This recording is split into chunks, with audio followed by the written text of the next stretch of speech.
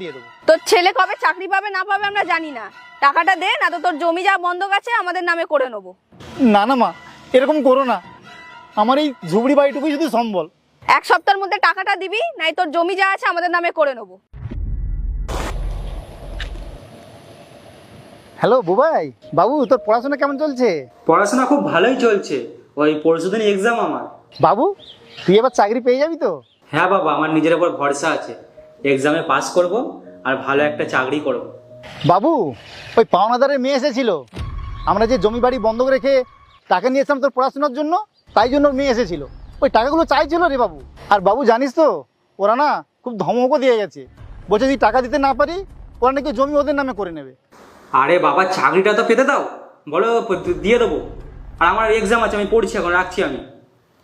বুবাই শোন বুবাই, হে ভগবান, আজ আমার ছেলে রেজাল্ট বেরোবে, ও যেন ভালোই নম্বর পায়, আর বেশি নম্বর পেয়ে যেন একটা চাকরি পেয়ে যায়, তাহলে আমাদের বাড়ির সব সমস্যা কিন্তু সমাধান হয়ে যাবে। ঠাকুর এবার তোমার ইচ্ছা, তুমি কি করবে?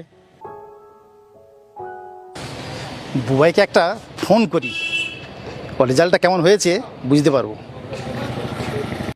The number you are trying to call is currently not reachable. ফোনটা কেটে দিল, মনে হয় ব্যস্ত আছে।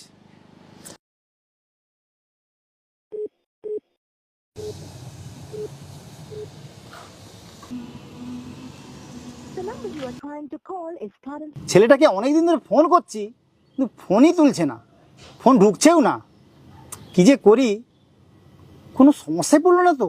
আমি বরং শহরে চলে যাই, ওর সাথে দেখাও হবে আর সমস্যা পড়ছে না সেটাও বোঝা যাবে।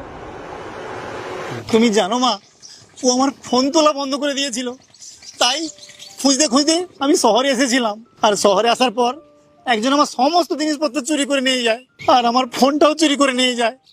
এদিকে ও আমার কোনো খোঁজ খবরই নেয় না, এদিকে গ্রামে পাওনাদার আমাদের নিজেদের জমি বাড়ি সব তাদের নিজের নামে করে নিয়েছে। ভেবেছিলাম ছেলেটাকে পড়াশোনা করিয়ে ও একটা চাকরি পাবে, চাকরি পেয়ে আমাকে বুড়ো বয়সে দেখবে, কিন্তু দেখো এখনো আমাকে চিনতেই পারছে না। আঙ্কেল, আপনি একটা কাজ করুন, আপনি আমার সাথে চলুন আর ওকে আমি বলবো ও কত বড় ভুল করেছে। না না মা, তুমি আমাকে আমার মতো ছেড়ে দাও মা। আঙ্কেল চলুন, আমার সাথে আপনি চলুন, উঠুন।